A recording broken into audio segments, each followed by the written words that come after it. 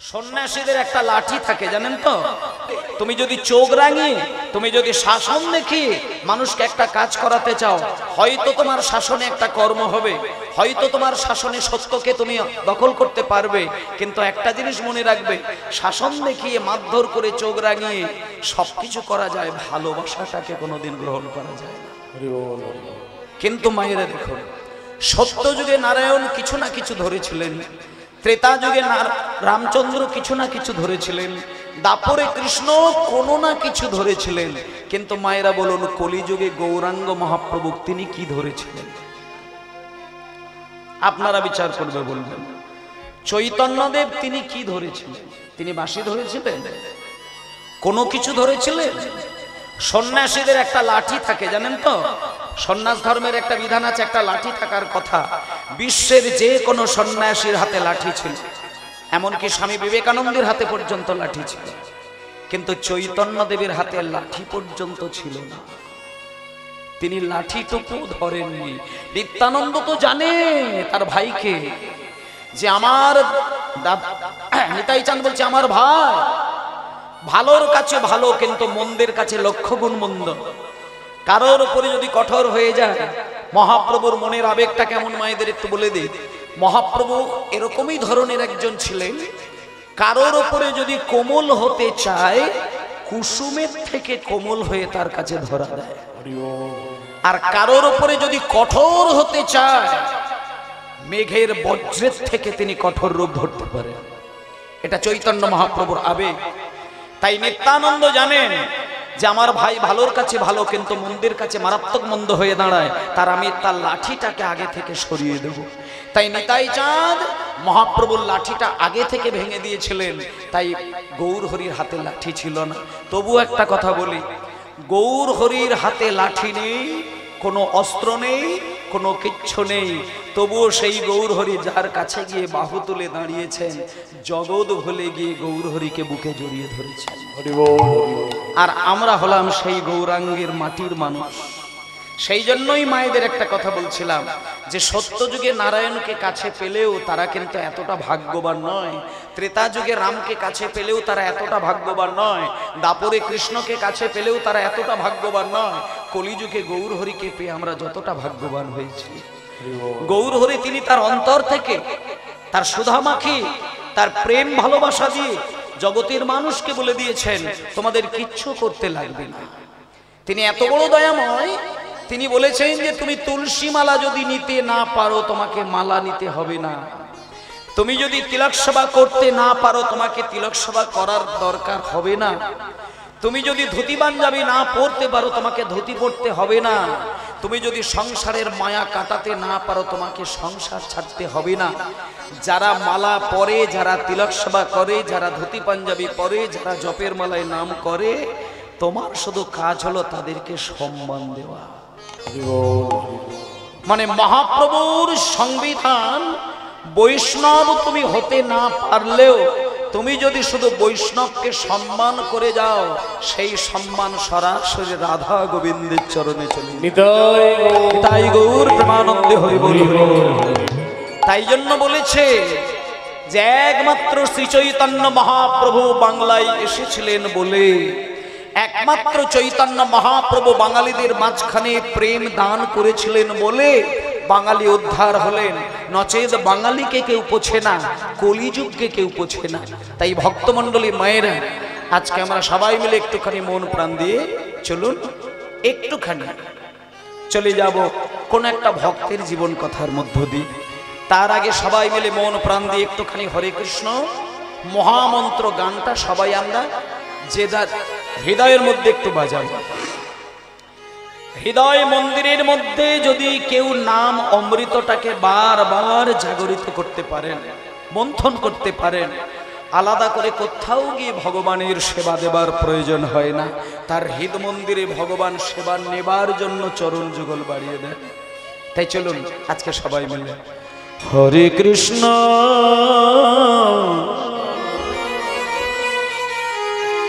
হরে কৃষ্ণ কৃষ্ণ কৃষ্ণ হরে হরে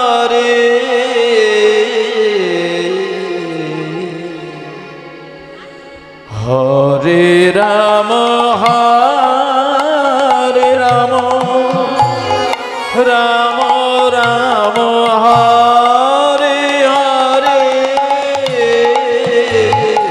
কৃষ্ণ হরে কৃষ্ণ নিতাই গৌর প্রেমানন্দে হরি কৃষ্ণ কৃষ্ণ হরে হরে হরে রাম হরে রাম রাম রাম হরে হরে হরে কৃষ্ণ হরে কৃষ্ণ কৃষ্ণ কৃষ্ণ হরে হরে হরে রাম রাম রাম হরে হরে হরে কৃষ্ণ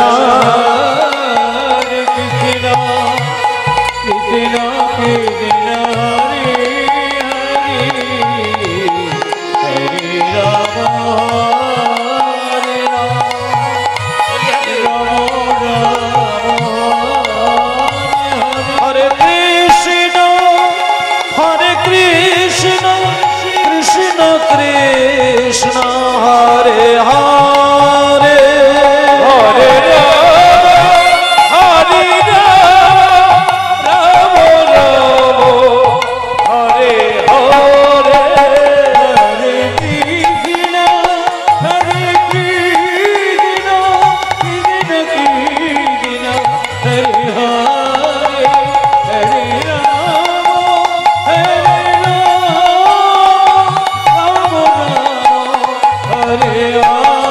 হরে হরে কৃষ্ণ কৃষ্ণ কৃষ্ণ হরে হরে হরে রাম রাম রাম হরে হরে হরি হরি হরি হরি কৃষ্ণ হরে কৃষ্ণ কৃষ্ণ হরে হরে হরে রাম হরে রাম রাম রাম হরে হরে হরে কৃষ্ণ বলি হরি বলি হরি কৃষ্ণ কৃষ্ণ হরে হরে হরে রাম হরে রাম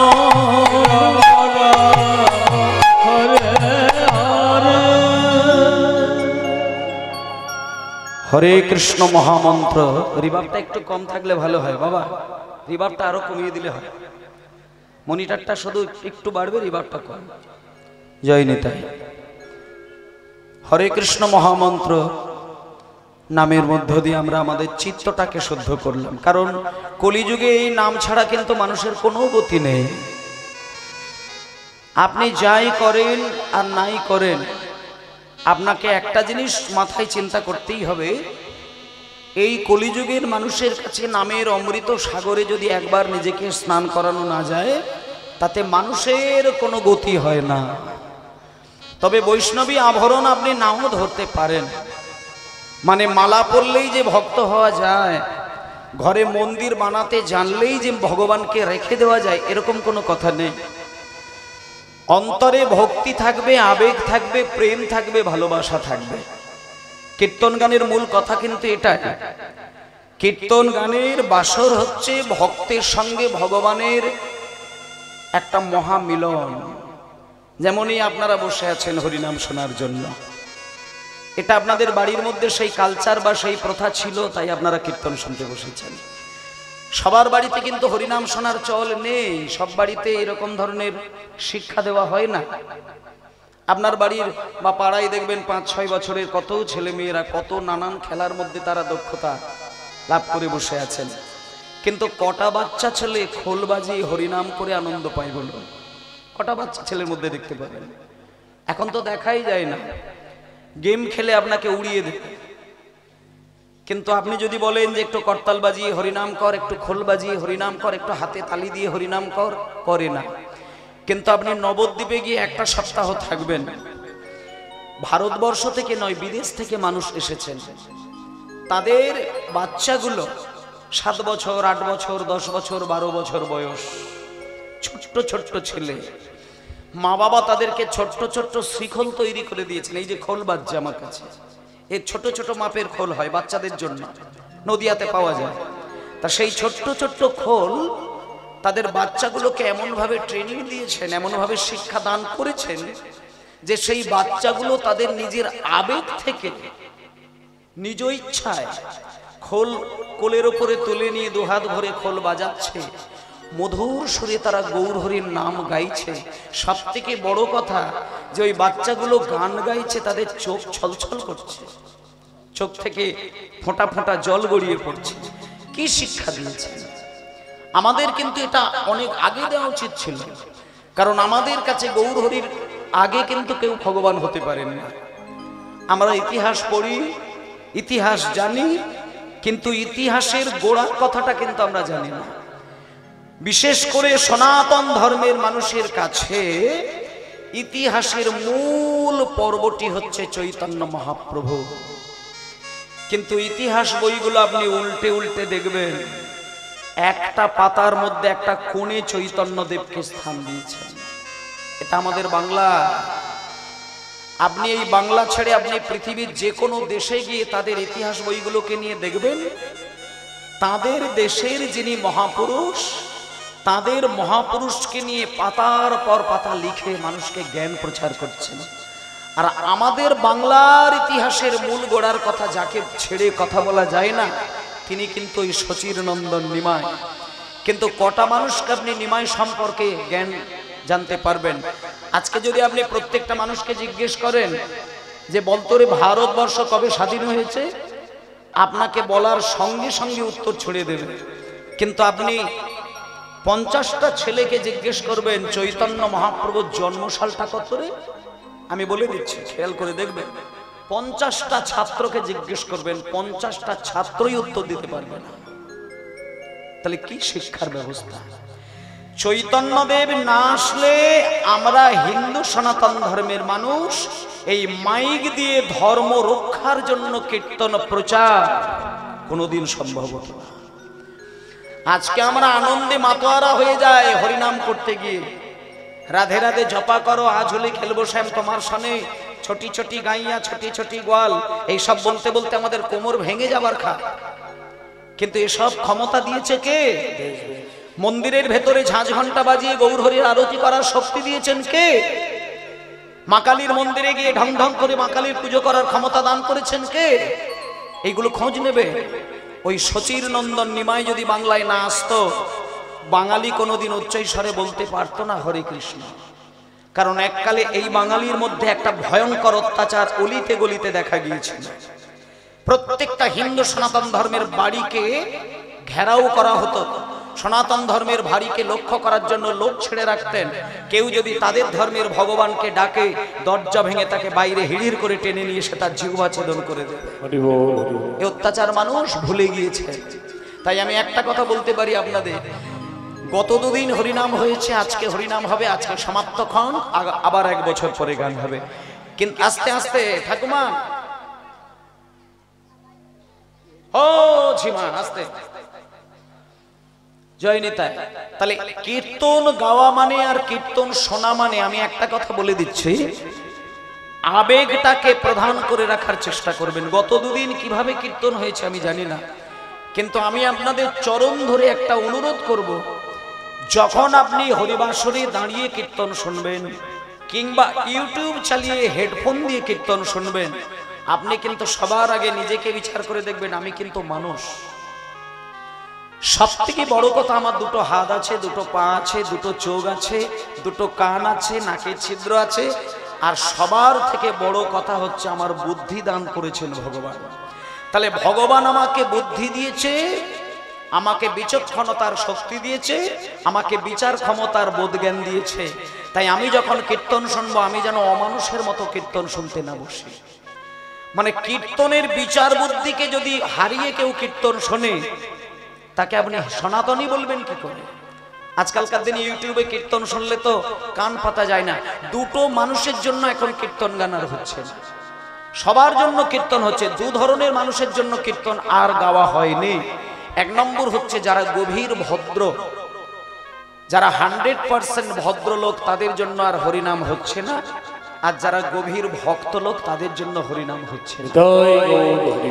যাদের ভেতরে কৃষ্ণ ভক্তি আছে, যারা কৃষ্ণ বলতে কাঁদে, তারা হরিবাসরে আর বসতে পারে না।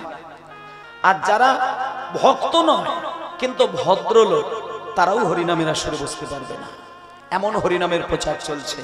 তাই জন্য আমি একটা কথাই বলতে চাই, আমি অন্য কোনো কথা বলবো না, শুধু একটা কথা আপনাদেরকে আমি বলতে চাইছি, হরিনাম শুনতে গেলে বিচার বুদ্ধিটাকে পরিষ্কার রেখে হরিনাম শুনবেন, তাতে আপনি ভগবানকে সম্মান দিতে পারবেন। ভগবানের কথা শুনবেন অথচ আপনি নিজের বিচার বুদ্ধিকে পশুর স্তরে পৌঁছে দেবেন, তাতে আপনি ভগবানের সেবায় লাগবেন না। তারপরে আপনি মন্দির তৈরি করে জপের মালায় নাম করে তিলক সেবা করে আপনি যাই করেন, আপনি জানবেন ওই সেবা আপনার ভগবানের সেবায় লাগবে না। বিচার বুদ্ধিটাকে পরিষ্কার করতে হবে। জয় নিতাই।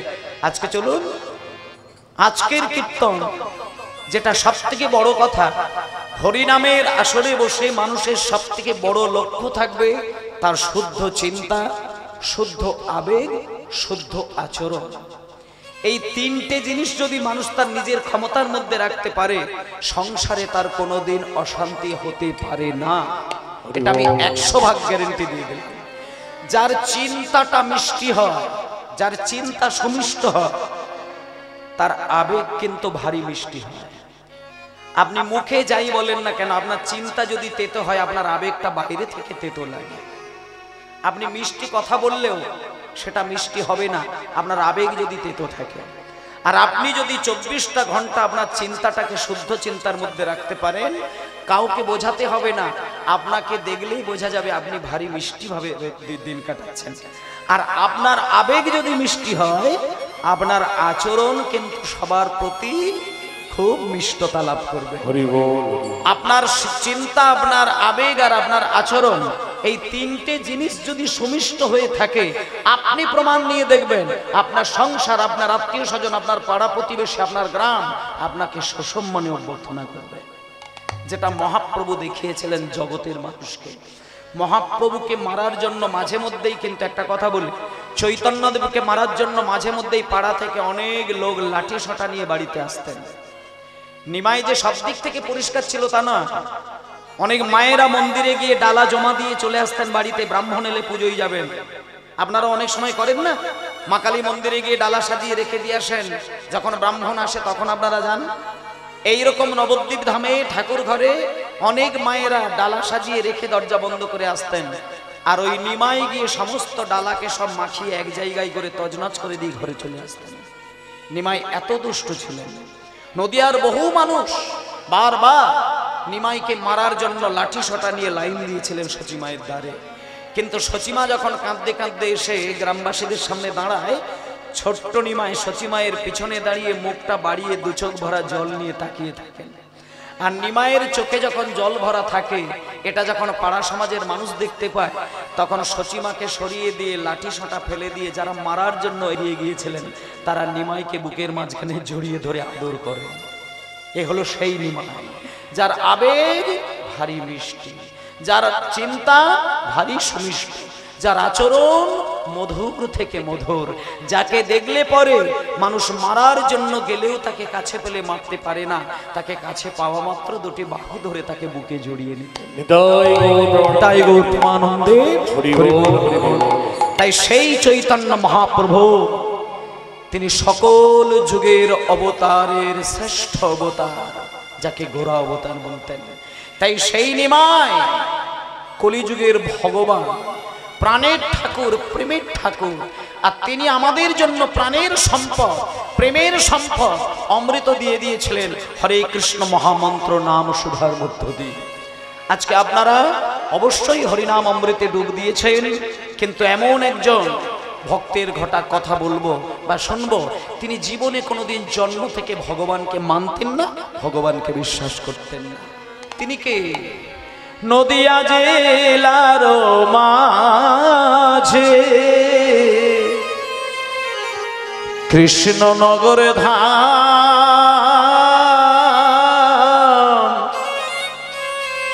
অতি মহিয়সী নারী চন্দ্র শোষেনা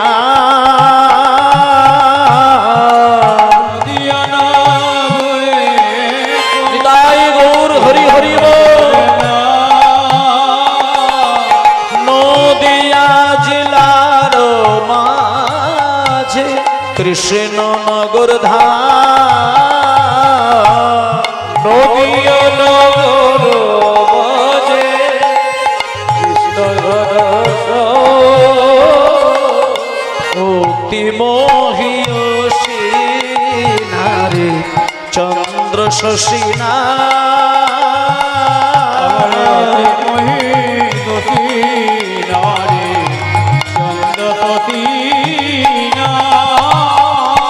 অতি মহিয়সী নারী চন্দ্র শশীনা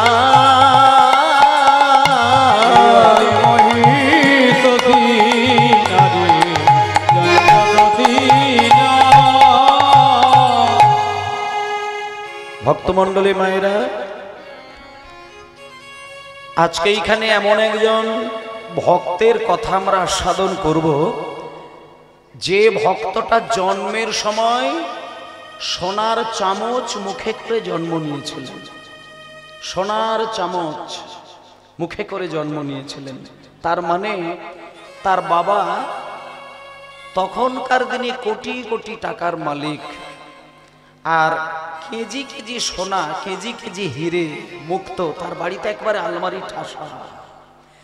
ছেলেটা মানে মেয়েটা এত আদরের কন্যা। একটা কথা বলি মা, দেখবেন যারা খুব ক্রোড়পতি লোক হয়, দেখবেন তার বাড়িতে যদি একটা কন্যা সন্তান জন্ম হয়, সেই কন্যা সন্তানকে রাজ রানীর মতন করে ভরিয়ে তাকে মানুষ করেন। তা আজকে সেই রাজামশাইয়ের জমিদারের একটাই কন্যা, সে দ্বিতীয় সন্তানের আর আশা করেননি। আর এখন বর্তমানে মা বাবারা চিন্তা করে একটা পুত্র সন্তান হোক। এই পুত্র পুত্র পুত্র পুত্র করে অনেক মায়ের 6টা করে কন্যা সন্তান হয়ে গেছে, শুধু ছেলের আশা। এবারে ছেলে হবে, ওবারে ছেলে হবে, সেবারে ছেলে হবে, এই করে করে 11টি মেয়েই হয়ে গেল, ছেলে আর হলো না। মুখে কি রাগ, ভেতরে কি যন্ত্রণা। কিন্তু মায়ের একটা কথা বলি, আপনি ছেলের চিন্তা করে করে করে মাথা ঠুকছেন, কিন্তু একটা কথা জানেন তো, বেটার বাপ হতে সাত তোমার বড় চিতে।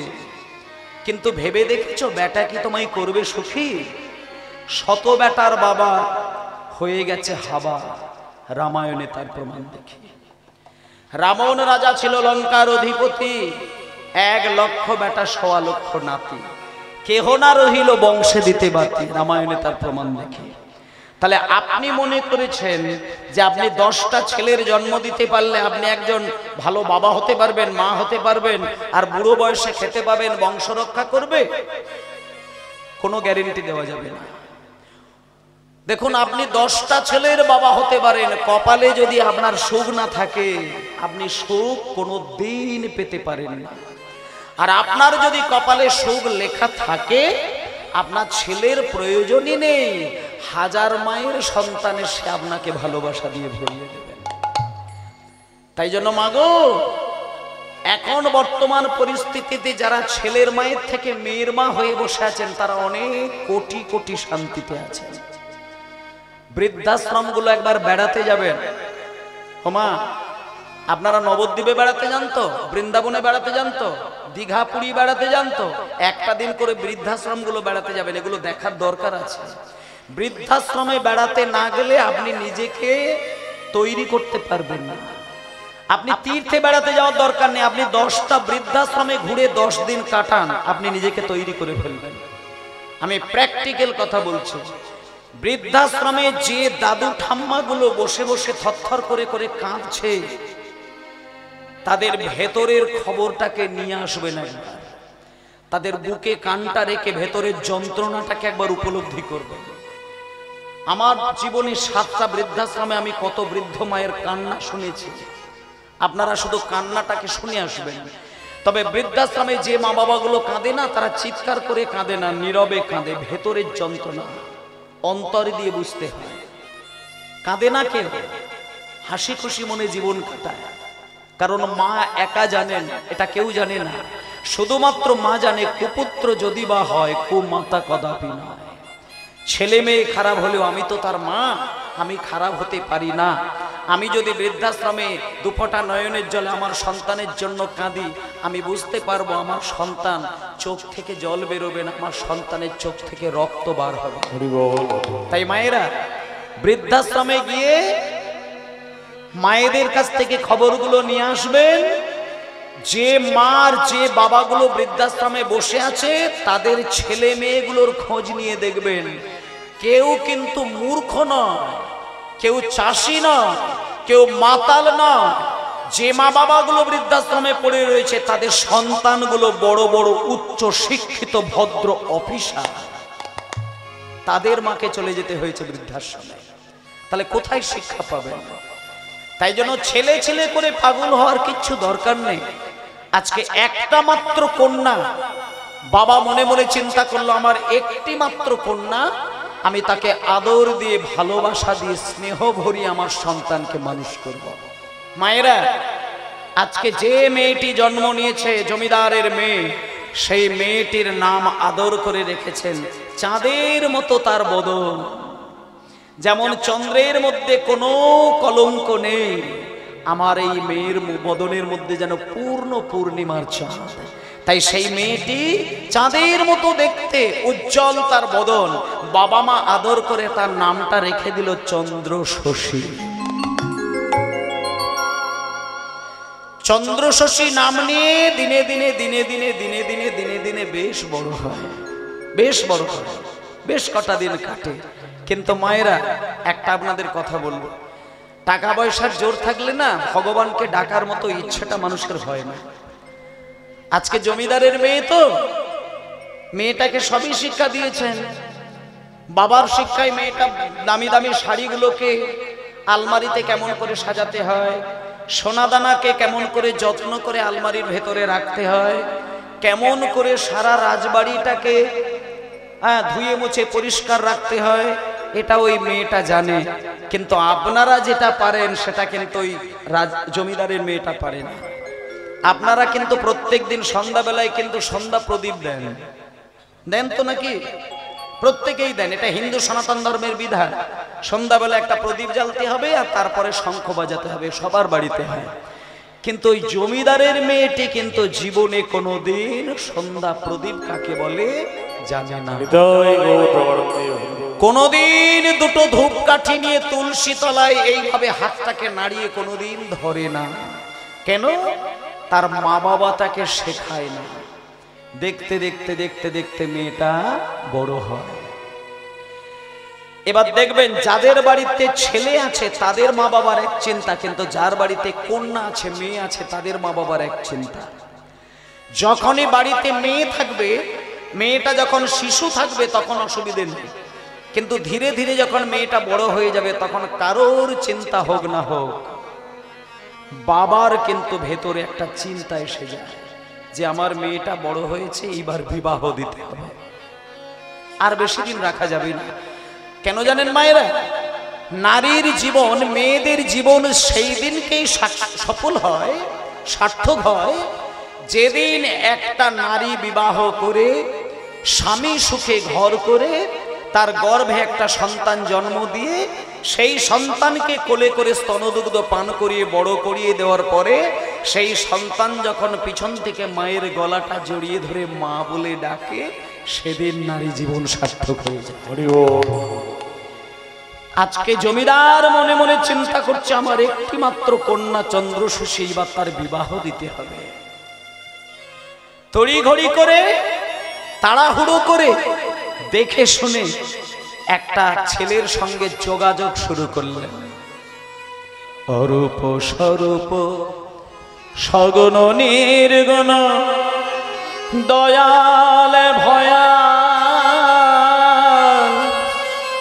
হরি হে,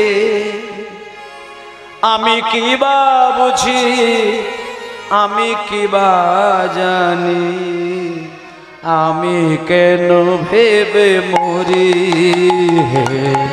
অরূপ স্বরূপ সগুণ নির্গুণ দয়াল ভয়াল হরি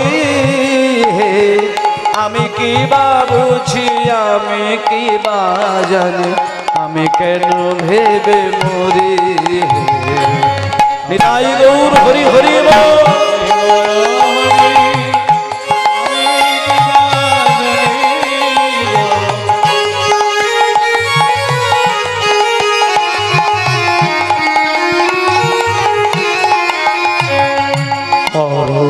স্বরূপ সগুণ নির্গুণ দয়াল ভয়াল হরি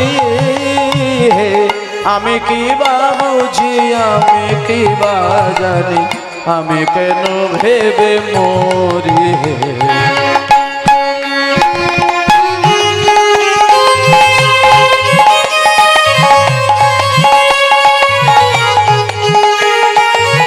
এত জোরে না এত জোরে না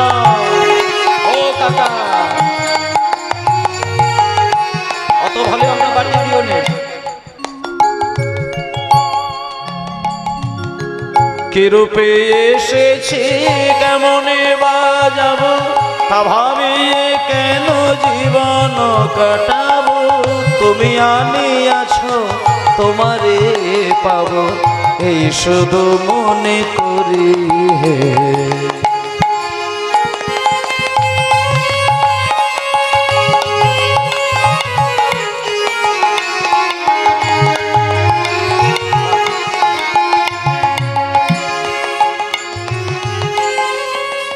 নিতাই গৌর প্রেমানন্দে হরি বল হরি বল হরি বল দেখতে দেখতে মায়েরা দেখতে দেখতে মেয়েটা যখন বড় হয়েছে বাবা একটা তড়িঘড়ি করে একটা পাত্রের সঙ্গে বিবাহের যোগাযোগ করল এবং যে ছেলেটির সাথে জমিদার তার নিজের মেয়ের সাথে বিবাহ দেবে বলে চিন্তা করলেন সেই ছেলেটার ঠিকানাটা আপনাদের বলে দিই আপনারা যদি কোনোদিন নদিয়া জেলায় যান নদিয়া জেলার কৃষ্ণনগর খুব নামকরা জায়গা কৃষ্ণনগরের একটা জমিদারের পুত্র তার সঙ্গে বাবা ঠিক করলো তার কন্যার বিবাহ দেবেন তার কারণটা বলে দিই এখানে যারা মা বাবা আছেন যারা মেয়ের বিবাহ দেন বা দিয়েছেন বা দেবেন বলে মনে করছেন চিন্তা করে দেখবেন আমি যদি খেতে নাও পারি মেয়ে শ্বশুর বাড়ি গিয়ে খেতে পাবে না এটা কিন্তু কোনো মা চিন্তা করে না সব সময় মা বাবা চিন্তা করে আমার মেয়ে এখানে যতটা সুখে আছে তার থেকে অন্তত বেশি সুখে থাকুক শ্বশুর বাড়িতে গিয়ে মা হাজার দুঃখ সহ্য করে মেয়েকে দুঃখ পেতে দেয় না বাবা হাজার অভাব সহ্য করে কিন্তু মেয়েকে অভাব বোধ করতে দেয় না এবার একটা কথা বলি তড়িঘড়ি করে তাড়াহুড়ো করে নদিয়া জেলার কৃষ্ণনগরের এক জমিদারের সন্তানের সঙ্গে তার বিবাহের একটা দিন ধার্য করে ফেলে ইতিমধ্যে বিবাহের দিনটা এসে যায় কিন্তু মা বিবাহের দিন আসলো সকাল থেকে কত আত্মীয় স্বজনের আনাগোনা কত হই হই খাওয়া দাওয়া রান্না বান্না কত কিছু ব্যাপার রাত্রিটা বিবাহের মধ্যে আনন্দ করে কেটে গেল কিন্তু মায়েরা যাদের বাড়িতে বিয়ে হয়েছে মেয়েদের সারা রাত্রির যতটা আনন্দে কাটে সকাল বেলাটা তার থেকে সব থেকে বেশি বিরহের সময় কাটে সকাল বেলায় যখন মেয়ে স্বামীর সঙ্গে শ্বশুর বাড়ি চলে যায়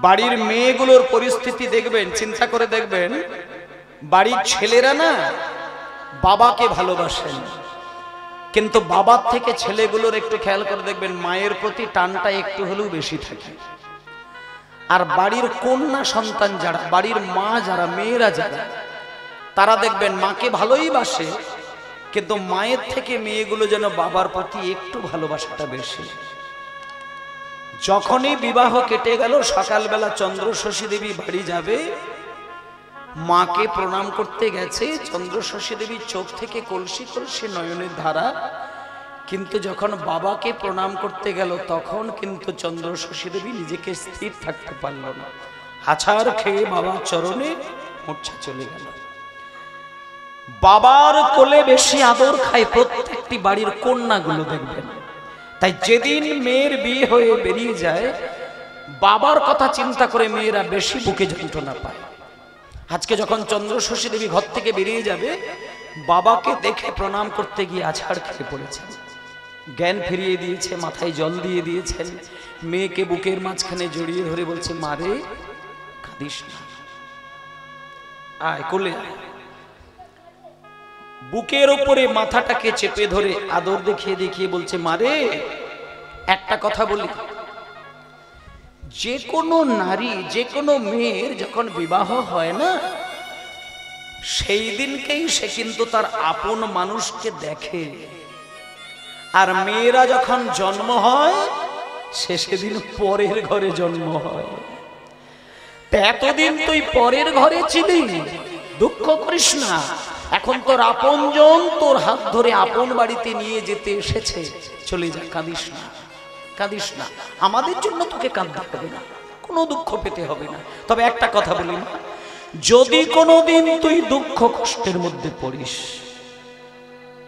আমি তোর বাবা, আমি তোকে ভালোবেসে মানুষ করেছি, যদি কোনোদিন তোর অভাব, কোনো দুঃখ, কোনো যন্ত্রণা, কোনো জ্বালা হয়, একবার খানি আমাকে খবর দিবি, আমি তোর কাছে গিয়ে দেখা দিয়ে আসবো। চন্দ্রশশী দেবী বেরিয়ে গেলেন, মায়েরা বেরিয়ে গেল। কয়েক ঘন্টা পর নিজের বাড়িতে উঠল। যখন স্বামীর বাড়ির দরজা খুলে ঘরের মধ্যে প্রবেশ করছে, চন্দ্রশশী দেবীর তৎক্ষণাৎ মনের মধ্যে একটু আনন্দ আসলো। কেন জানেন? বাবার বাড়িতে যতটা সুন্দর, তার থেকে স্বামীর বাড়ি আরো অনেক বেশি সুন্দর। মনে মনে চিন্তা করলো, যাক, আমার স্বামীর ঘরটাও খুব সুন্দর, স্বামীর বাড়ি মানেই তো আমার বাড়ি, আজ থেকে আমার বাড়িকে নিজ হাতে পরিষ্কার করব। ও মায়েরা, সকালবেলা উঠে সারা ঘর পরিষ্কার করে, শাড়িগুলোকে গুছিয়ে গুছিয়ে আলমারিতে রাখে, সোনাদানাগুলোকে খুলে আলমারিতে রাখে, স্বামী সেবা করে, স্বামীকে ভালোবাসেন। দিনে দিনে দিনে দিনে দেখতে দেখতে বেশ কটা মাস কেটে যায়। ধীরে ধীরে মা বাবার প্রতি টানটা একটুখানি কমে আসে। এবার চন্দ্রশশী দেবী পরিপূর্ণ স্বামীর প্রতি ভালোবাসা এসে যায়। দেখবেন, যে কোনো মেয়ে বিয়ের প্রথম প্রথম কয়েকটা দিন মা বাবার জন্য, বাপের বাড়ির জন্য কাঁদে, কিন্তু কটা মাস কাটার পরে ধীরে ধীরে ঠিক সেট হয়ে যায়, তারপরে ঠিক তার নিজের বাড়ির প্রতি মায়া এসে যায়। আজকে যখন দেখতে দেখতে মাত্র কটা দিন কাটলো, কটা দিন স্বামী সুখে ঘর করলো, কিন্তু মায়েরা, চন্দ্রশশী দেবী মাত্র কটা মাস কেটেছে, কপালটা ভালো না।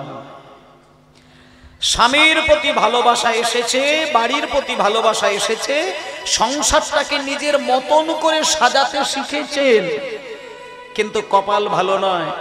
বিবাহের কটা মাস পরে স্বামী দেবতাকে হারিয়ে ফেললেন। চন্দ্রশশী দেবীর স্বামী মারা গেল, সঙ্গে সঙ্গে ওই ছোট্ট মেয়েটি কেঁদে উঠল, মা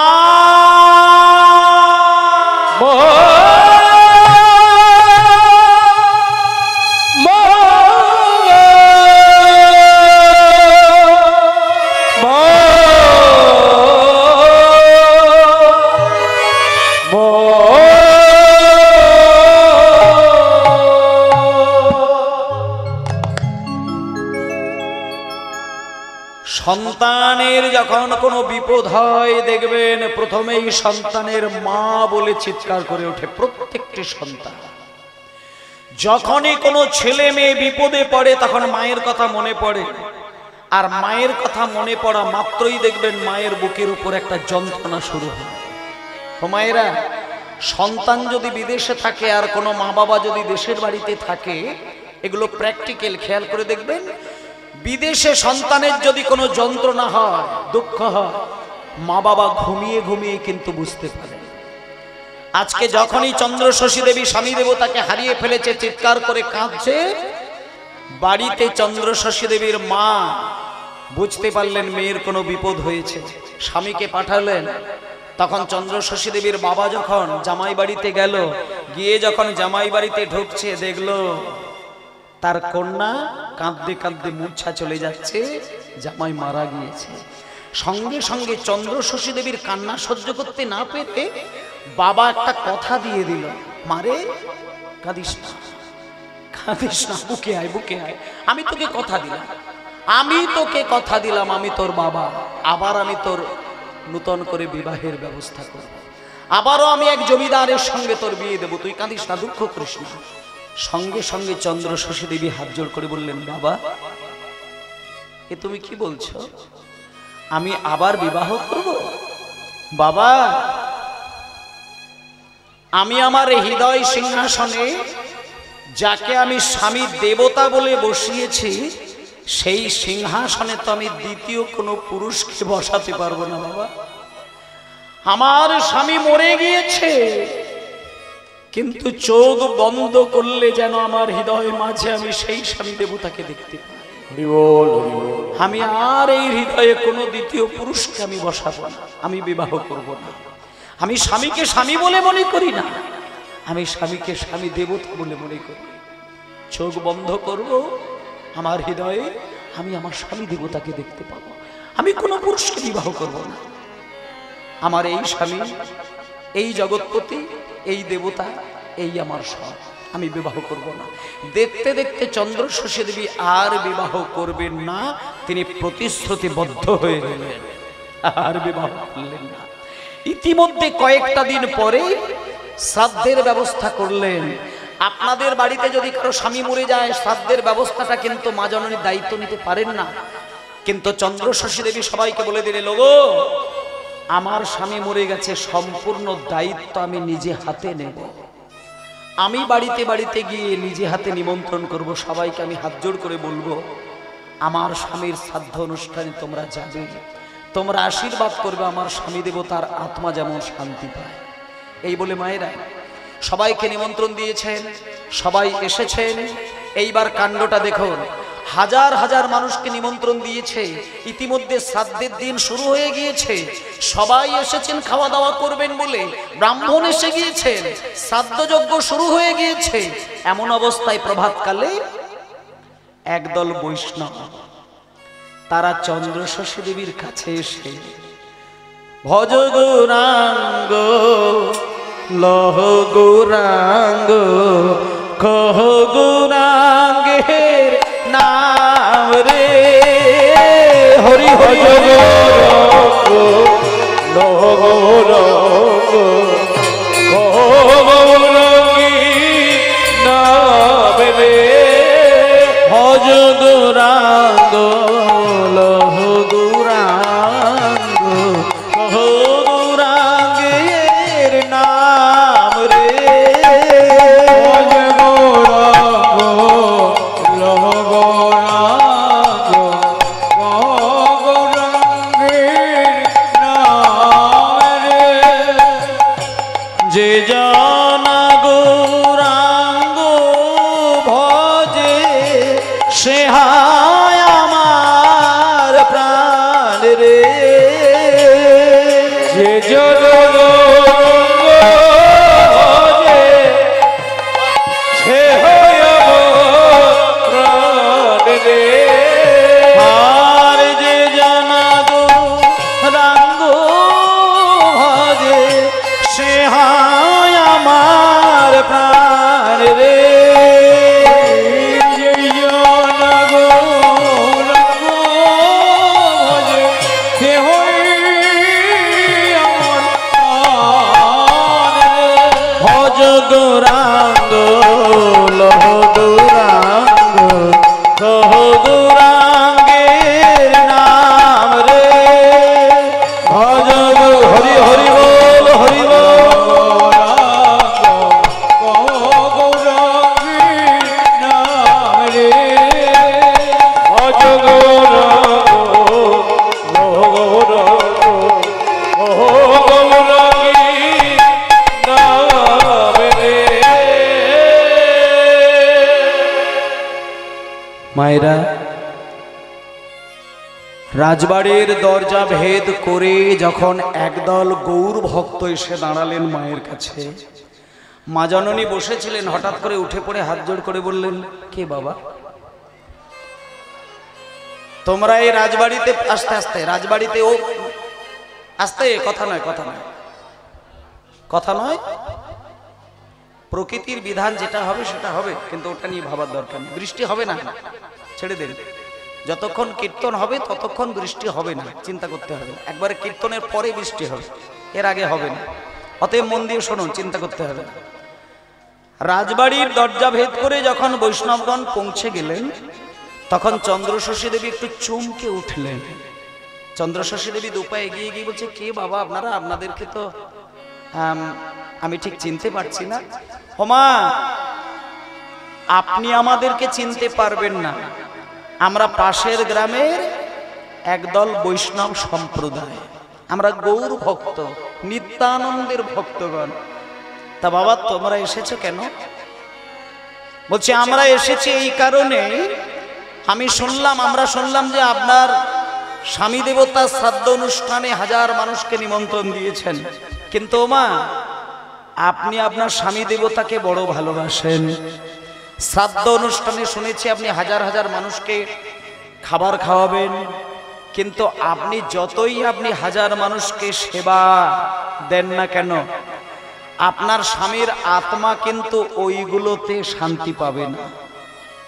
আপনার স্বামীর আত্মা যদি আপনাকে পাবার জন্য বাসনা করতেই হয়, তাহলে আমরা একটা কথা বলবো, মা আপনি এই তো শ্রাদ্ধ করছেন, ব্রাহ্মণ এসেছেন, লোকজনের খাওয়া দাওয়া তো করাবেন, কিন্তু সেই ফাঁকে আপনি একটা কর্ম যদি না করেন, তাতে কিন্তু আপনার স্বামীর আত্মা কিন্তু শান্তি পাবে না। মা যখনই বলেছে একটা কাজ না করলে স্বামীর আত্মা শান্তি পাবে না, তখন চন্দ্রশশী দেবী বলছে, বাবা কি কাজটা না করলে আমার স্বামীর আত্মা শান্তি পাবে না? কি তোমরা বলো, যত টাকা লাগবে আমি এক্ষুনি ব্যবস্থা করব, বলো তোমরা কি বলতে চাও?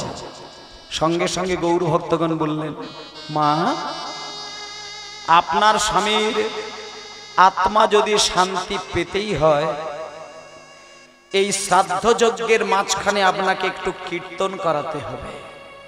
কি বললেন? কীর্তন। কীর্তন? চন্দ্রশশী দেবী বলছে, কীর্তনটা কি জিনিস? ও মায়েরা, কীর্তন খায় না কীর্তন গায়ে মাখে না কীর্তন শোনে? আমি তো কীর্তন শব্দটা কই এর আগে কোনোদিন শুনি না। তখন এই গৌর ভক্তগণ বলছেন, মা কীর্তন শোনো না। কীর্তন মানে তো ভগবানের গান, ভগবানের গুণকথা। আপনি কীর্তন জানেন না? তার মানে আপনার শ্রাদ্ধ অনুষ্ঠানের মাঝখানে যদি একটু খোল করতাল বাজিয়ে একটুখানি যদি ভগবানের নাম গান না করেন, আপনার স্বামীর আত্মা কোনোদিন শান্তি পেতে পারে না। ওই জন্য দেখবেন মায়েরা, আমাদের যেখানে যে কোনো বাড়ির শ্রাদ্ধ যজ্ঞে দেখবেন খোল করতাল বাজানো হয়, হরিনাম করা হয়, কিন্তু সেটাতে আমরা একটু গুরুত্ব কম দিয়ে থাকি, খাওয়া দাওয়াতে একটু বেশি গুরুত্ব দিয়ে থাকি। কিন্তু আপনাদের বলবো, শ্রাদ্ধ যজ্ঞের মাঝখানে একটু হরিনাম অমৃতটাকে বেশি গুরুত্ব দিয়ে করবেন, কারণ ওটার ভিত্তিতে যিনি চলে গেছেন স্বর্গলোকে, তার আত্মার সম্পূর্ণ শান্তিটা কিন্তু নামের দ্বারা তৈরি হয়। এগুলো একটু বেশি করে গুরুত্ব দেওয়ার দরকার। তা আজকে চন্দ্রশশী দেবী যখনই শুনলেন কথাটা, সঙ্গে সঙ্গে বলেন, বাবা যত টাকা লাগবে এক্ষুনি কীর্তনের ব্যবস্থা করো। আমার স্বামীর আত্মা শান্তি পাবে না, এটা হতেই পারে না। কীর্তনের ব্যবস্থা করো, স্টেজ বানাও, কীর্তনিয়াকে ডাকো, কীর্তনের ব্যবস্থা করো, যত টাকা লাগবে আমি টাকা দিয়ে দেব। সঙ্গে সঙ্গে তাড়াহুড়ো করে কীর্তনিয়াকে ডাকা হলো, মঞ্চ সাজানো হলো, 1000 মানুষকে নিমন্ত্রণ দেওয়া হলো। ইতিমধ্যে কীর্তন শুরু হয়ে গেল। যেমন এই যে আমরা কীর্তন গাইছি, প্রথমে সম্প্রদায় এলো, তারপরে আমি কিছুক্ষণ পরে এলাম। তা আজকে শ্রাদ্ধের মাঝখানে হরিনাম হচ্ছে। এবার যিনি কীর্তনিয়া, তিনি কীর্তন মঞ্চে যাবার আগে মাকে প্রণাম করতে গেছেন। এবার মাকে প্রণাম করতে গিয়ে বলছেন, মা আপনি জমিদার গিন্নিমা? হ্যাঁ বাবা আমি জমিদার গিন্নিমা, এসো আমি তোমায় আশীর্বাদ করলাম। না না না মা, আপনি আমায় আশীর্বাদ করো, কিন্তু একটা কথা বলি, আপনি এখানে বসে থাকবেন আর আমি ওইখানে কীর্তন গাইব, 1000 মানুষ কীর্তন শুনবে, আর আপনি এদিকে ঘুরে ফিরে লাফঝাপ করে বেড়াবেন, ওটা কিন্তু হবে না মা। আমি যতক্ষণ কীর্তন গাইব, আপনি আমার সামনে বসে মাথা নত করে মন দিয়ে, আপনি এক মন প্রাণ দিয়ে কীর্তনটা শ্রবণ করে যাবেন। আপনি কীর্তন শুনে যতটা প্রশান্তি লাভ করবেন, আপনি এইটুকু বুঝবেন আপনার স্বামীর আত্মা ঠিক ততটাই শান্তি পাবে। শ্রাদ্ধ যার হয় তার সম্পর্কের প্রত্যেকটা মানুষকে কিন্তু কীর্তন শুনতে হয় শ্রাদ্ধের দিনে। কটা বাড়িতে হচ্ছে বলুন? খাওয়া দাওয়ার দিকেই ব্যতিব্যস্ত হয়ে থাকেন, কিন্তু শ্রাদ্ধ যার হবে তার বাড়ির পরিবারের প্রত্যেক ভালোবাসার মানুষকে মন দিয়ে নামামৃতে ডুব দেওয়া হয়। যতটুকু নামামৃতে এখানে আপনারা ডুববেন, ওই ভালোবাসার সূত্রে সেইখান থেকে উনি শান্তি পাবেন আর আপনাদের উপরে আশীর্বাদ ছুঁড়ে দেবেন। তাই আজকে চন্দ্রশশী দেবী বললেন, বাবা আমি কথা দিলাম আমি জীবনে কোনো দিন কীর্তন শুনি না, কিন্তু আজকে আমি প্রতিশ্রুতিবদ্ধ হলাম, তুমি চলো আমি তোমার সঙ্গেই যাব, তোমার সামনে বসে আমি কীর্তন শুনব। এই বলে মায়েরা যতক্ষণ কীর্তনিয়া কীর্তন গাইলেন, যে চন্দ্রশশী দেবী জীবনে কীর্তন শব্দটার সঙ্গেই পরিচিত ছিল না, আজকে সেই মা জননী এক টানা বসে তিনি কীর্তন শুনলেন। আর যিনি কীর্তনিয়া তিনি উদার্ত কণ্ঠে ভগবানের চরণে আকুল হয়ে তিনি গান গাইছেন, তুমি তুমি আপনা হইতে হওয়া আপনার, যার কেহ নাই তুমি আছো তার,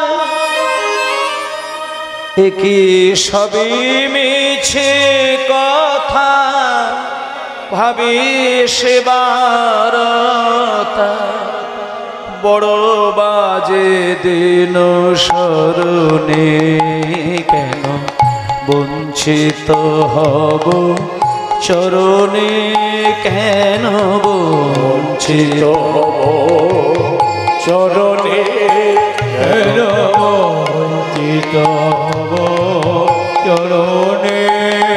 আমি কত আশা করে বসে আছি পাব, জীবনে না হয় মরণে, কেন বঞ্চিত হব চরণে, কেন বঞ্চিত হব চরণে,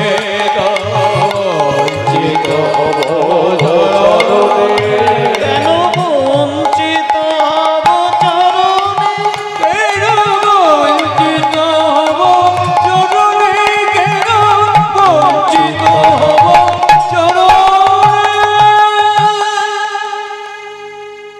আস্তে কীর্তনিয়া যতক্ষণ কীর্তন গানটা করলেন, চন্দ্রশশী দেবী ততক্ষণ কোনো কথা বলে না আর ঘাড় উঁচিয়ে তাকায়ও না।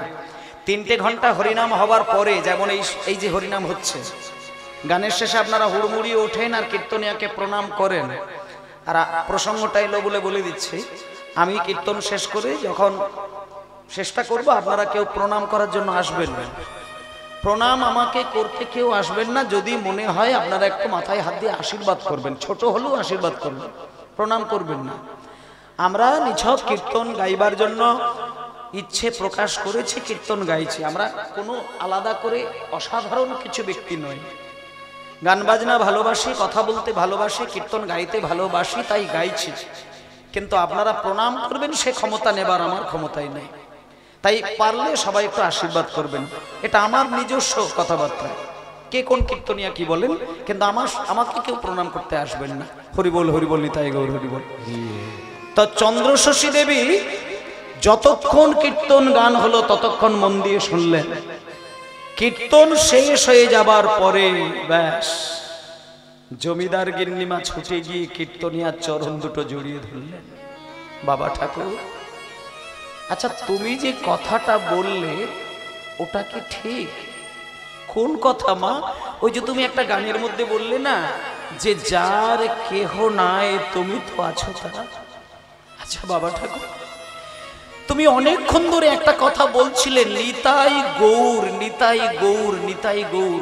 আচ্ছা নিতাই আর গৌর এরা কে গো? এরা কে? তুমি বললে এরাই নাকি ভগবান, এরা নাকি মনের ভক্তের মনের আশা পূর্ণ করে। এরা কে মা? নিতাই গৌরকে আপনি জানেন না? নিতাই গৌর যে কলিযুগের ভগবান।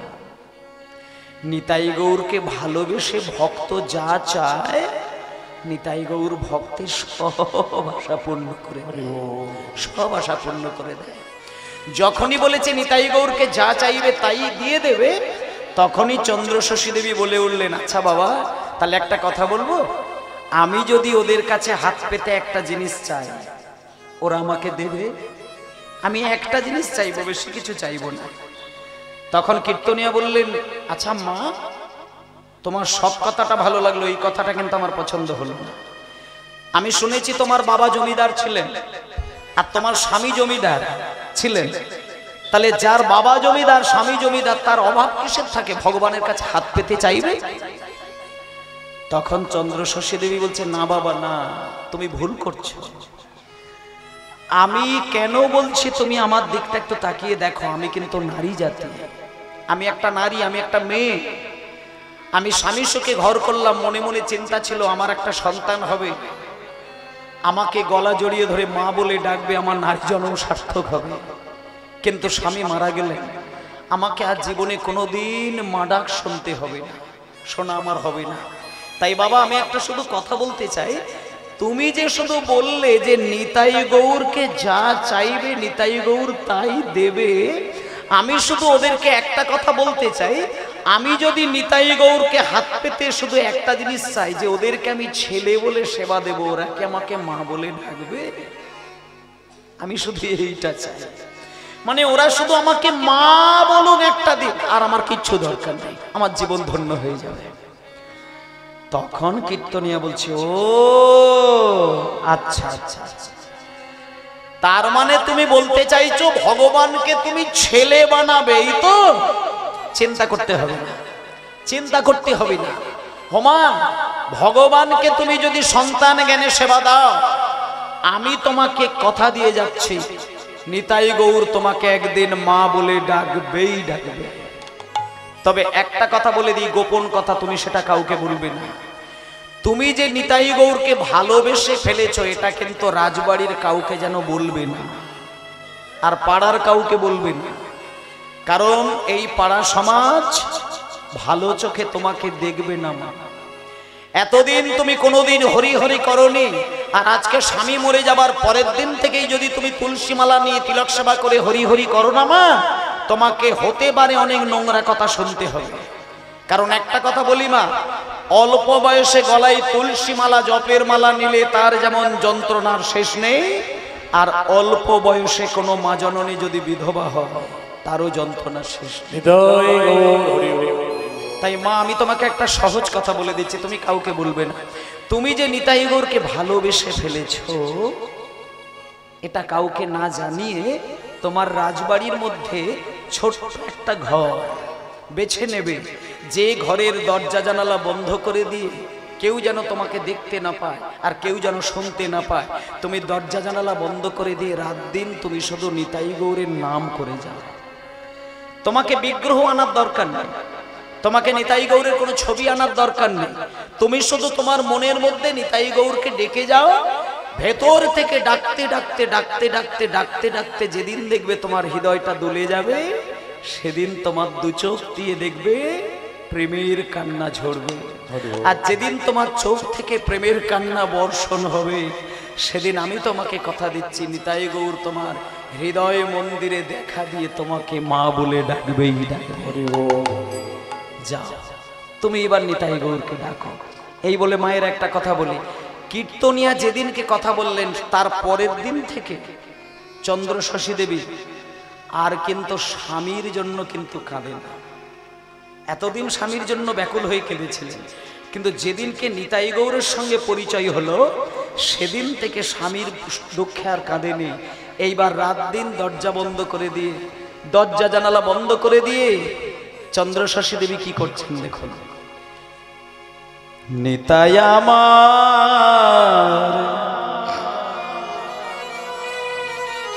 নিতাই আমার প্রাণ, এতটাই কোন না, একটুখানিও নয়, স্বাভাবিক থাক। গৌর আমার প্রাণ,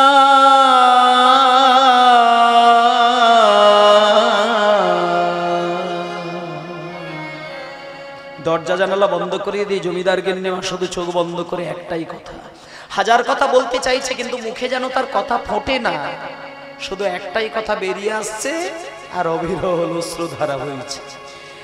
নিতাই আমার প্রাণ, গৌর আমার প্রাণ,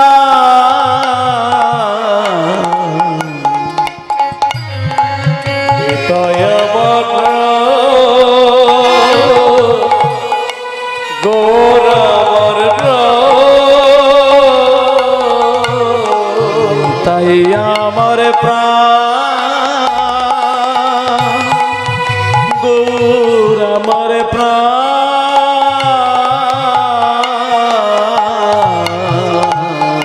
নিতাই আমার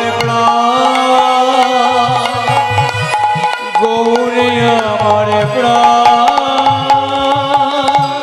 ভক্তি ভরে ডাকলে পরে পুরাবে মনুষ্য, ভক্তি ভরি ডাকলি পরে পোড়াবে মনুষ্য, তারে ভক্তি ভরে ডাকলে পরে পুরাবে মনুষ্য, ভক্তি ভরি ডাকলি পরে পোড়াবে মনুষ্য। নিতাই আমার প্রাণ, গৌর আমার প্রাণ, নিতাই হে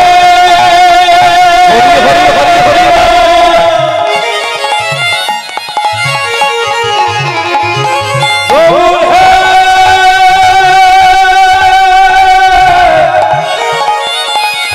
নিতাই হে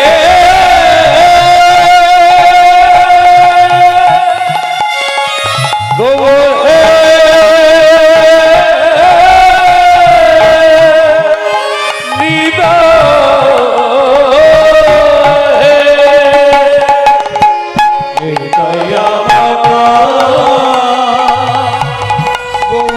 আমার প্রাণ, গৌর আমার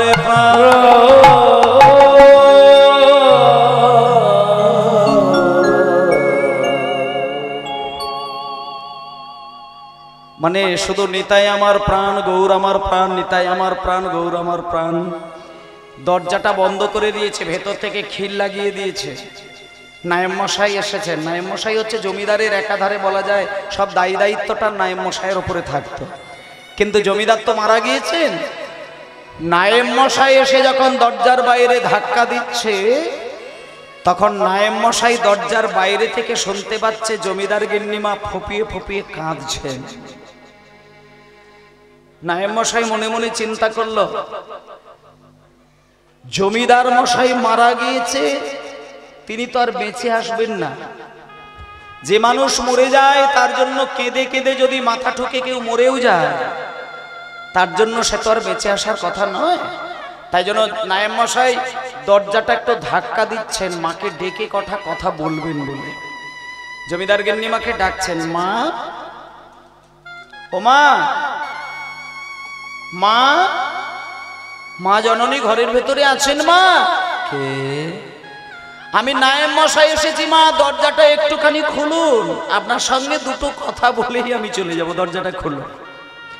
সঙ্গে সঙ্গে জমিদার গিন্নিমা চোখের জলটা তাড়াহুড়ো করে মুছে দরজাটা খুললেন।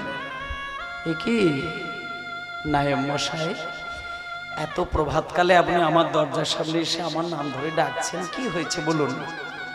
তখন নায়েব মশাই বলছেন, মা, আমি একটা কথা বলি আপনাকে, আপনি যদি জমিদার মশাইয়ের বিরহে কেঁদে কেঁদে আপনি মারা যান, তাহলে জমিদারিটা সামলাবে কে? যে মানুষটা মরে গিয়েছে সে তো আর বেঁচে ফেরত আসবে না। জমিদার মশাই মারা গিয়েছে, এই দুঃখটা শুধু আপনার নয় মা, এই দুঃখ আমারও, আমিও কিন্তু সহ্য করতে পারছি না। এত অল্প বয়সে উনি মারা গেলেন, আর আপনি ছোট্ট অল্প বয়সে বিধবা হলেন। ও মা, আপনি বরং একটা কাজ করুন, আপনাকে আমি দুটো কথা বলার জন্য এসেছি, আপনি কি শুনবেন? মা, জমিদার মশাই আমার হাত ধরে দুটো কথা বলেছিলেন যে এই দুটি কথা যেন আপনি না জানেন।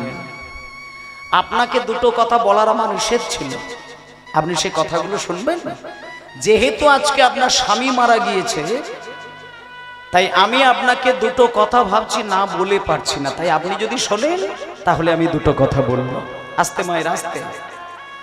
সঙ্গে সঙ্গে চন্দ্রশশী দেবী বলছেন, হ্যালো নায়েম মশাই,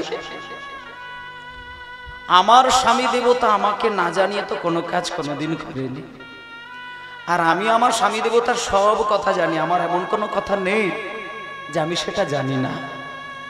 তখন নায়েম মশাই বলছে, না দুটো ঘটনা কিন্তু আপনি জানেন না মা। ঠিক আছে আপনি বলুন।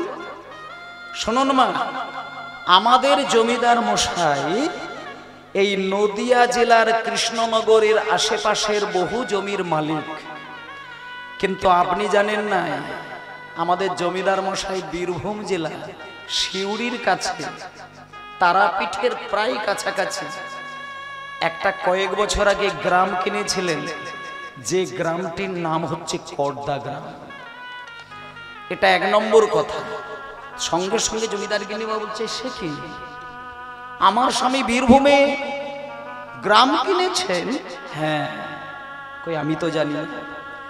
এটা শুধু কথা নয় মা, বীরভূম জেলায় গ্রাম কিনেছেন এটা তো আপনি অবশ্যই জানেন না, কিন্তু সেই সঙ্গে আরো একটা গোপন কথা আছে। ওই কর্দা গ্রামের মানুষগুলো এত দুষ্টু, এত নোংরা, এতটাই খারাপ, 3 বছর হলো ওই গ্রামবাসীগণ আমাকে খাজনা দেয়নি। এবার আপনি চিন্তা করবেন বলে জমিদার মশাই বলেছিলেন যে এই কথাটা যেন মা জননী না জানেন।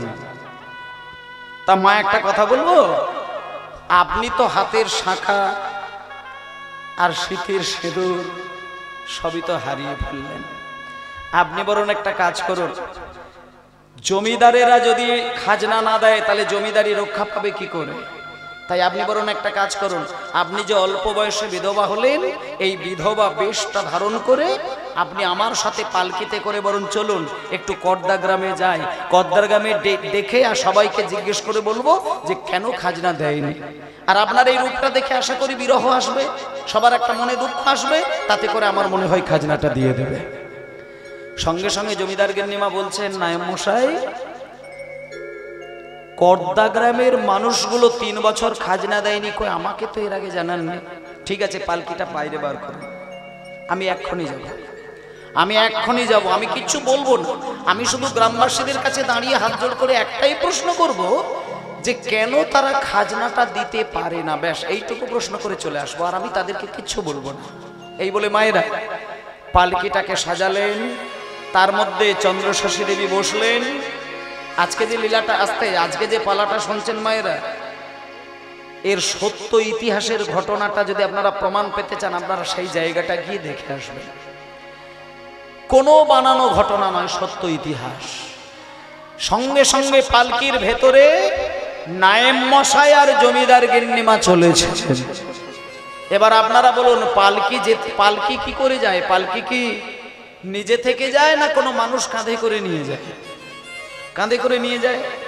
আর কাঁধে করে যারা পালকি বয়ে নিয়ে যায় তারা জানেন কি, এখানে অনেক কম বয়সী মায়েরা হয়তো জানেন না বা দেখেননি, কিন্তু যারা একটু বয়স্ক মা বাবা আছেন দেখা যাবে এখানে অনেকেই আছে তারা পালকি করে হয়তো বাড়ি বা শ্বশুর বাড়ি এসেছে, হতে পারে। আর পালকি করে যারা বিয়ে করেছেন বা পালকি যারা চলতে দেখেছেন তারা দেখবেন পালকি বাহক যারা হয়, সামনে 3 জন পিছনে 3 জন, কাঁধের ওপরে পালকিটাকে চাপিয়েছে, আর তারা দেখবেন ওই ছুটছে তালে তালে তালে তালে, দেখবেন একটা গুনগুনা গুনগুনা গুনগুনা, জোরে চলো গুনগুনা, আরো জোরে গুনগুনা, মানে একটা ঠিক ছন্দে ছন্দে ছন্দে ছন্দে ছন্দে ছন্দে একটা গান বানিয়ে নেয় আস্তে। এবার পালকি যখন নায়েম মশাই আর জমিদার গিন্নিমা বসেছে, ভেতরে জমিদার গিন্নিমা মাথা নিচু করে বসে আছেন, আর পালকি বাহকগণ একেবারে ছুটছে গুনগুনা গুনগুনা গুনগুনা গুনগুনা করতে করতে। এমন সময় জমিদার গিন্নিমা, মানে কিছুটা পথ গেছে, জমিদার গিন্নিমা পালকির ভেতর থেকে মুখটা বাইরে বার করে বলছে, ও বাবা বাবা আমি বলছি তোমরা ওই পালকিটাকে কাঁধের ওপরে নিয়ে যেতে গুনগুনা গুনগুনা গুনগুনা, এটা কি শব্দ গো? মানে গুনগুনা শব্দের মানেটা কি? তখন পালকি বাহকগণ বলছেন, ওমা আমরা তো মূর্খ সূর্খ মানুষ, আমরা তো লেখাপড়া শিখি না, আপনি আমাদের কথা কেন কানে নিচ্ছেন? আপনি পালকির ভেতরে চুপটি করে বসে থাকো, কর্দাগ্রাম আসলে আপনাকে নামিয়ে দেবো, আপনি আমাদেরকে কোনো প্রশ্ন করবেন না। তখন জমিদার গিন্নিমা বলছে, না বাবা, আমি তোমাদেরকে ওই বুকে ব্যথা দিয়ে কোনো কথা বলতে চাইছি না, তোমরা মূর্খ, আমি পণ্ডিত, আমি এটা বলতে চাইছি না। আমি শুধু তোমাদের বলতে চাইছি, আমরা যখন মানুষ কুলে জন্ম নিয়েছি, এমন একটা শব্দ আমাদের জিহ্বায় উচ্চারণ করার দরকার, যেটা উচ্চারণ করলে আমাদেরও কল্যাণ হবে আর জগতেরও কল্যাণ হবে। মা, আচ্ছা এমন কি শব্দ আছে পৃথিবীতে যেটা উচ্চারণ করলে আমার কল্যাণ হবে, জগবাসীর কল্যাণ হবে? হ্যাঁ আছে, আমি সেটাই তোমাদের বলতে চাইছি। তোমরা তো গুনগুনা গুনগুনা করছো, আমি তোমাদের বলছি না যে ওটা বাদ দিয়ে দাও, তোমরা গুনগুনা গুনগুনা করো, কিন্তু গুনগুনা গুনগুনা করার আগে আমি একটা শব্দ বলছি, ওটাকে শুধু জুড়ে দিয়ে দেখো তো তোমাদের কেমন লাগে।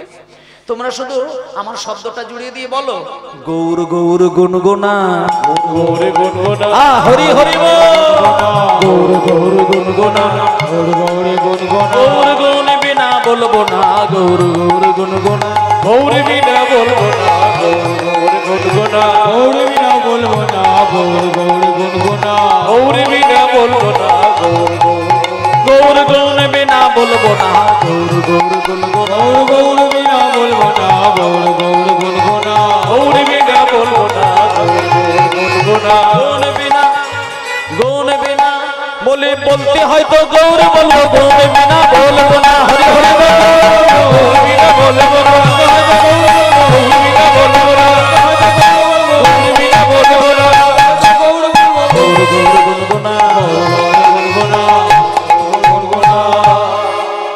নাচিতে নাচিতে তারা করিল গম, নাচিতে নাচিতে তারা করিল গম, নাচিতে নাচিতে তারা করিল গম, বেঁচি যা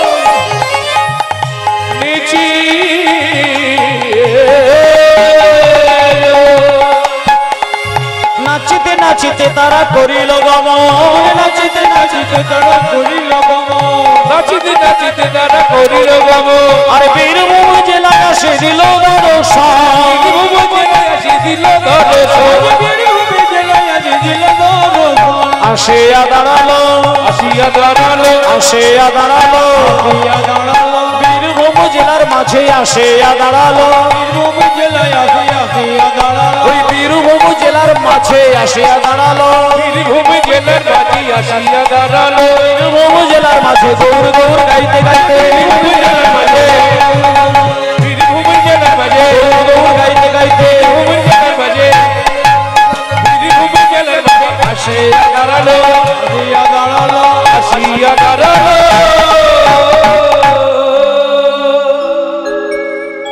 ভক্তমণ্ডলী মায়েরা, একটুখানি একটা কথা বলি, বীরভূম জেলা আমাদের কাছে কিন্তু একটা বড় পবিত্র জেলা। এই পশ্চিম বাংলার মধ্যে যতগুলো জেলা আছে সব থেকে পবিত্র জেলা হচ্ছে বীরভূম জেলা। তার কারণটা হচ্ছে একমাত্র বীরভূম জেলা যেখানে সতীর 51 পীঠের মধ্যে একটা জেলাতেই 5টা পীঠ পড়েছিল। মানে একসঙ্গে একটা জেলার মধ্যে 5টা অংশ সতীর দেহত্যাগ হয়ে যাবার পরে সারা ভারতবর্ষের বিভিন্ন প্রান্তে যখন তার এক একটি করে অঙ্গ খসেছিল, একই জেলার মধ্যে 5টা পড়েছিল একমাত্র বীরভূম জেলায়। এবং সেই 5টা সতীপীঠ বীরভূম জেলার মধ্যে অবস্থান করেছেন, যেটা কোনো জায়গায় একসঙ্গে পড়েনি। উড়িষ্যা এত বড় রাজ্য যেখানে কিন্তু মায়ের একটা অংশ পড়েছিল। ও মায়েরা, উড়িষ্যা এত বড় একটা রাজ্য, যেখানে একটা মাত্র পড়েছিল, মায়ের নাভিটা পড়েছিল উড়িষ্যা। জাজপুর বলে একটি জায়গা, সেই জাজপুরে সতীর 51 পীঠের একটা পীঠ, যেখানে সারা উড়িষ্যাবাসী পিণ্ডদান করে, সেই জাজপুর। আর আমাদের বীরভূম জেলা এমন একটি জেলা যেখানে মায়ের 51 পীঠের 5টা পীঠ বীরভূম জেলায় পড়েছিল। সেই জন্য ভক্তমণ্ডলী মায়েরা, আজকে বীরভূম জেলায় যেতে গেলে প্রত্যেকটা মানুষের যেটা অবশ্য কর্তব্য, সেটা হলো জগৎ জননী মাকে একটুখানি স্মরণ করে নেওয়া। যেহেতু আমরা সবাই মিলে বীরভূম জেলার মাটিতে যাচ্ছি, তাই একটু সবাই হাত জোড় করে বসুন, একটু মাকে ডেকে নেব সবাই মিলে। এতক্ষণ আমরা ছিলাম নদিয়া জেলার কৃষ্ণনগরে, এইবার আমরা মা চন্দ্রশশী দেবীর সঙ্গে চলে যাচ্ছি বীরভূম জেলায়। তাই একটুখানি বীরভূম জেলার মাটিকে প্রণাম করে নেব, জগৎ জননী মাকে স্মরণ নিয়ে নেব। ও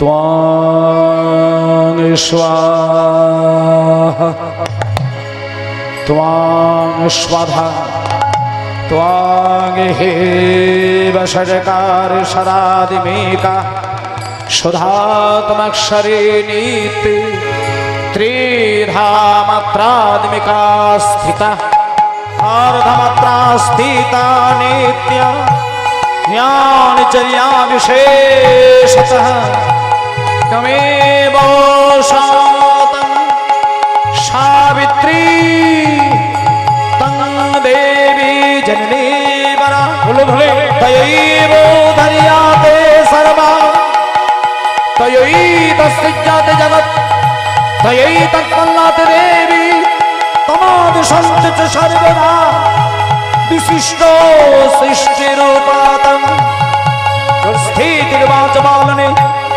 तथा संहृतिरूपन्ते जगतः सजगन्मय महामेधा